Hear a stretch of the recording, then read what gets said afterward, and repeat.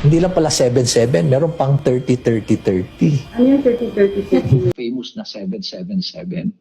Na every time na sumama ka dun sa sortie ni Speaker, you get 7-7-7. Ito yung 21 million, a total of 21 million. 7 million na AIC, 7 million na AKAP, 7 million pa na tupad. O 21 million, paano kung nakaapat ka na sortie na nasalihan? Tibig mo sabihin yun, 7 times 21. Where is your proof? Where is the evidence? So, tanong ko mga clear. Ito naman yung tanong natin sa kanya, di ba? Up to now, hindi niya ito nasasagot. Biniling up ulit natin to. Pero wala. Tapos good governance. Kaya lang kasi parang sa ikaw yung mag-iingay, ikaw yung namimintas, ikaw yung naninisi, pero ikaw mismo, wala ka nagagawa. Di ba? Kailan pa to? Sige nga. Election tong 30-30-30, nag-ingay ka. Pa-media ka, pa-interview ka. Tapos biglang 7-7-7. Pero up to now, wala ka nare-resolve. So yung rock netting mo, totoo naman na inamin mo, na 2019 ay alam mo na. Or some of your critics are saying you're quiet when it comes to Duterte corruption.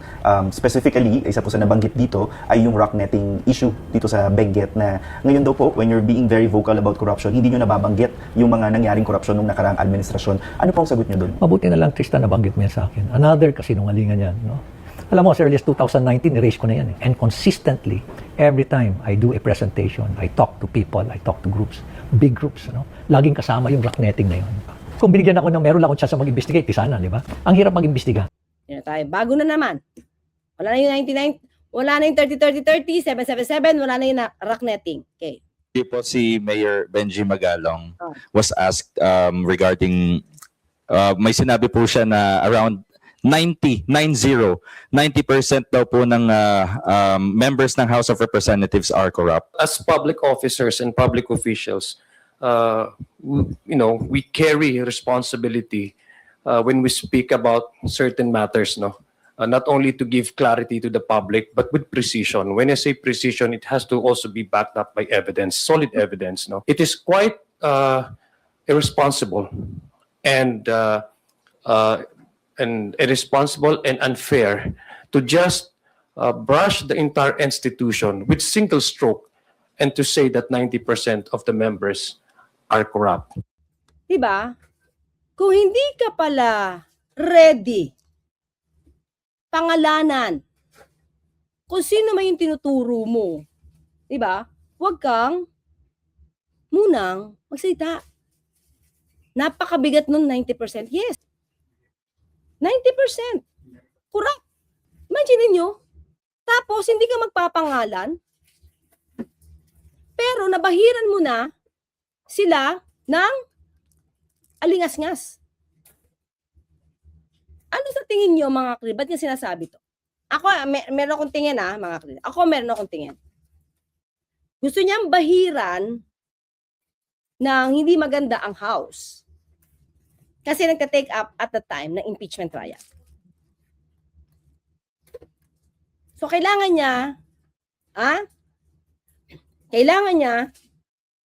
na hindi maging maganda ang tingin sa House at sa administrasyon.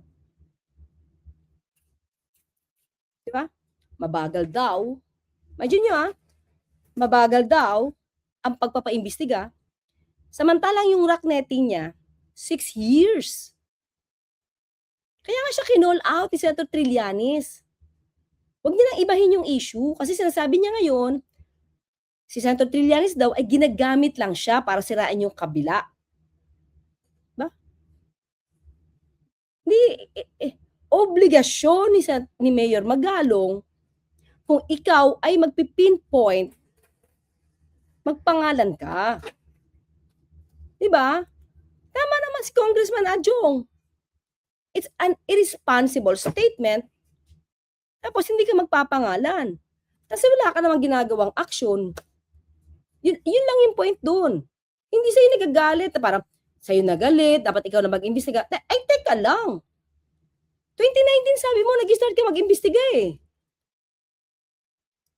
Ba, you admitted that. magaling kang investigador, 2019, nag-iimbestiga ka na. Di ba? Kaya ka nagsusumbong kasi may naimbestigahan ka na. So, bakit kasi umabot pa ng 6 years? Bakit at the time na meron ka ng alam, naunahan ka pa ni Manny Pacquiao magbanggit ng pangalan ng Eric Yap? Ba? Hindi, yun lang yun eh. Yun yung point. Bakit? Di mo kailangan, kasi sabi niya dito, pagka siya presidente, kakasuhan niya. Long term. O, ganito na lang. What is your vision for the Philippines? Pag kayo naging presidente ng Republika ng Pilipinas. Well, first is to create siguro a government that is founded on good governance principles. Importante yan. Second is, kailangan matuto tayo, kailangan maipakita natin na may political will tayo na i-promote yung tinatawag nating accountability. Kung sino talaga nagkasalay, kailangan makulong. Kung ako naging presidente, papakulong ko lahat yan. So, hindi mo kailangan maging presidente. Mukhang may balak siya maging presidente.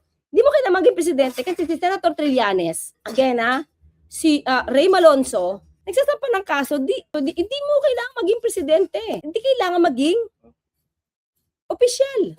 Hindi kailangan maging public servant. Kung kompleto na yung ebidensya, go. Ito. Si Senator Lacson, ano ginawa? Lahat ng dokumento niya, nag-iipon pa siya, binigyan niya agad sa ombudsman. Imagine mo, 2019. Diba? Mas okay daw sinabit mo na yan agad sa ombudsman kung kumpleto na yung papel mo.